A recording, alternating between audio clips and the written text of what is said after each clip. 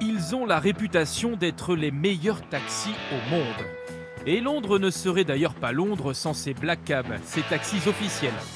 Aussi connus des touristes que les vieilles cabines téléphoniques. Outre leur look bien particulier, ils se distinguent par leurs chauffeurs qui connaissent les 60 000 rues de la capitale, les yeux fermés, sans GPS ni anti-sèche. Nous avons testé pour vous. On a choisi 2 adresses au hasard, évidemment parmi les moins connues. Good afternoon, Redfield Lane, please.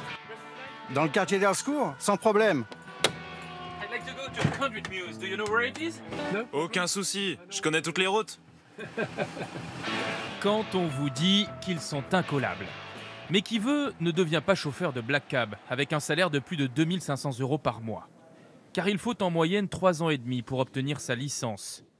De quoi décourager beaucoup de candidats, mais pas Waïd Metref. Même s'il a du mal à cacher son stress aujourd'hui. Je dois fermer la porte, monsieur ? Tous les 21 jours, il est convoqué par un examinateur qui choisit un point A et un point B. Métro Turnpike Lane à l'hôpital Springfield.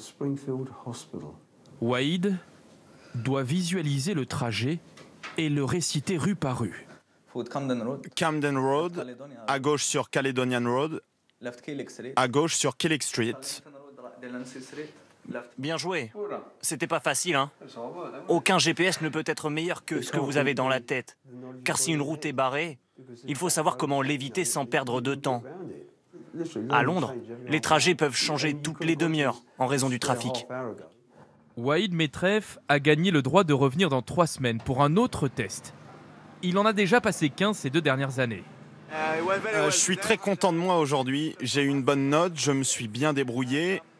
Il ne me reste plus que 2 examens pour être officiellement taxi. Londres compte 20 000 taxis. Il y a plusieurs milliers de nouveaux postulants chaque année. Et un taux d'échec de 70%. Un organisme public est chargé de les trier sur le volet.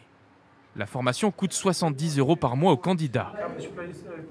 Ils récitent des heures durant leurs leçons, comme le feraient des enfants sur des bancs d'école. C'est un gros sacrifice. Tu n'es pas payé, tu n'as plus le temps de t'occuper de ta famille pendant 3 ou 4 ans, jusqu'à ce que tu réussisses. Quand tu prépares le concours, mieux vaut être célibataire. Cet examen existe depuis 150 ans. À l'époque, la loi imposait à tous les conducteurs de carrosses de passer une épreuve pour vérifier leur connaissance des rues. L'épreuve est restée à travers le temps. Elle est même aujourd'hui encore plus intensive et plus exigeante qu'avant. Alors, pour être sûr de réussir, les candidats, sur leur temps libre, comme Waïd Metref que nous retrouvons ce soir-là, repèrent à 2 roues, souvent la nuit, les parcours travaillés sur les cartes durant la journée. Ils doivent mémoriser en plus des rues 100 000 points d'intérêt. J'ai l'impression d'être un explorateur. Les monuments, les hôtels, les restaurants et les pubs, bien sûr. C'est agréable de découvrir des lieux qu'on ne connaît pas. Et surtout, ça servira à mes clients quand je serai taxi. Je saurai exactement où les conduire. Ça les impressionnera et ça sera une très bonne chose pour les affaires. Eux viennent enfin de décrocher le précieux sésame pour conduire un black cab. Le badge vert officiel et historique. 600 seulement en sont délivrés chaque année. Certains attendent ce moment depuis plus de 5 ans. C'est la chose la plus difficile que j'ai jamais faite de ma vie. Alors avoir réussi, avoir ce badge, me procure une joie intense.